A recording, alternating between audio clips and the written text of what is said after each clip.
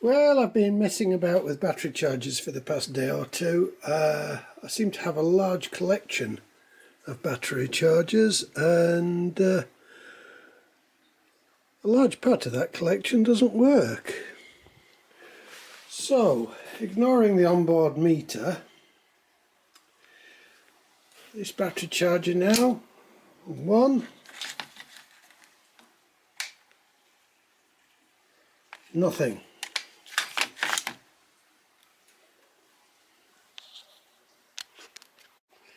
Same on 2, same on 3, nothing. Well, I had a look inside. The transformer looks okay, the rectifier looks okay, there are no blown diodes, and this device here is a thermal cutout. And they sometimes fail, but this one hasn't. How odd. Then I found the culprit. Somebody seems to have tried to solder the lead on here, and actually with my multimeter I got it showed continuity, but when I turned it onto the ohms setting I was right up at the top end of the kilo ohms and flickering onto mega ohms, so there's a huge amount of resistance in there, which means trusting these meters just on the continuity setting is not enough. Get it onto ohms and see what you've got. So now I've just clamped on the bare wire. We'll see what happens on the 3 positions of this charging switch.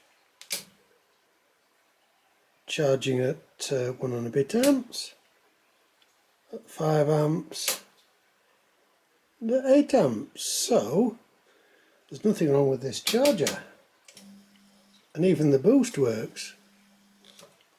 Wow.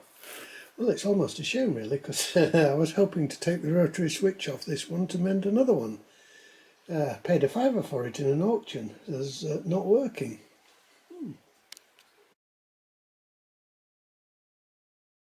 Now this charger here is a favourite of mine. I consider it my battery charger. It's probably 50 years old, but it's very well made. And it has only 2 settings, high charge and a low charge. And on the low charge there's a device which switches it off when the battery reaches around about 13.5 volts, which is fine for trickle charge. And on the high side it has a mechanical timer which you can set to whatever. Anyway, the timer had gone, and I messed about with the timer for far too long, and sometimes it works now and sometimes it doesn't.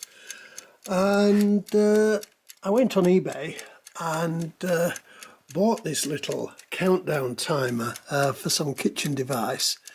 It was only about £12, so that was fine for this charger. It's probably a much better quality countdown timer than the ones that come on battery chargers. It is important to, when you're trying to pump 30 or 40 amps into a battery, to only do it briefly, because I have forgotten, and you come back in the morning and find the steam coming out of your battery. It's cooked and useless. So that was it. I just replaced the timer, and this one actually has a bell on it, which is quite handy. Unfortunately, it doesn't have a continuous setting, so I'm replacing the on-off switch, which was defunct, with this rather nice rotary switch. It's a bit of a shame. The switch is too good for the job, really, but I have it, so I'm going to use it. And I've turned the legend plate over and written on-off time on it, so everybody knows what it does. Now this one, Sealy Superstart 520, I gave somebody a £5 for it at the car boot sale, and he said it cut out after 10 minutes. Well, I haven't managed to get it running for 10 minutes yet, but when I do try it on its different settings, the terminals on the bottom of the transformer here all spark. So I'm going to take the transformer off and have a look at them. Now it looks as if the terminals have been overheating and have become unsoldered. So we're just going to have a look at it and see what we can do to make a repair. So we've got it all wired up. Let's see what happens. Straight away it arcs on those terminals. Previously we weren't getting any power at all through it because the usual culprits, the connections onto the battery clips, were faulty. Now watch what happens when I put it onto boost power.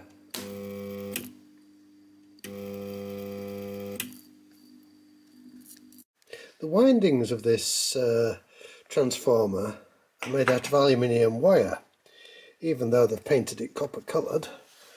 So what I'm going to have to do is come up with some better terminals than these horrible crimped things. I don't think it's solder because you can't solder aluminium, so I assume it's just the tin plate that's melted off the terminals. And on this one the wires have actually burnt through where they have been arcing on the terminal. Well, look at this. These these terminals are terrible things. There's nothing there at all. Mechanically clamping the wire.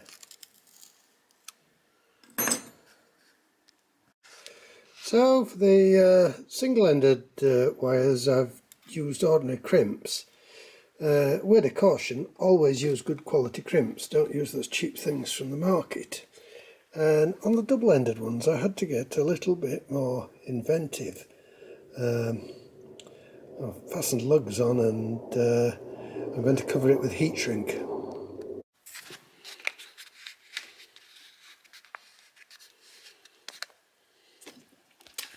The only reason that one's red and the others are black is because it's the only piece that size I had.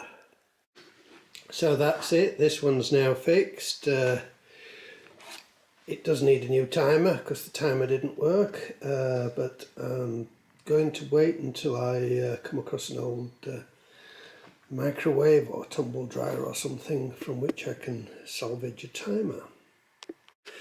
Now this one, somebody threw it away because it didn't work, threw it in my direction, and the only thing wrong with it was, again, the crocodile clips weren't doing anything. Now this is a rectifier. This is the component that changes AC into DC, and occasionally you will get a blown diode.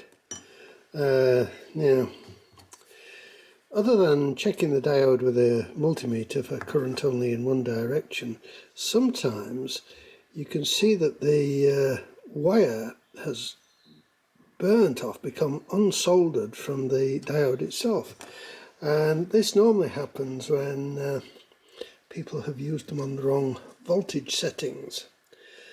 And you can press out the diode and put a new one in, or push out the diode and put a new one in, but I have actually sometimes managed to solder the wire back on. They say you can't do it, but I have done it several times, so have a go if you like. Now these are the two croc clips that I took off the two faulty chargers. I've got the multimeter set on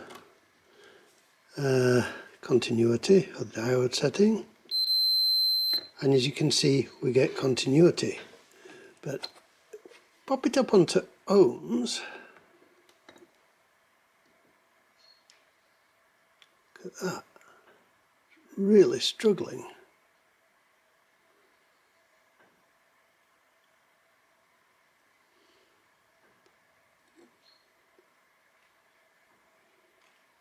Right up in mega ohms, 18 mega ohms. So that's the fault. make sure you have a good contact between the copper and the steel.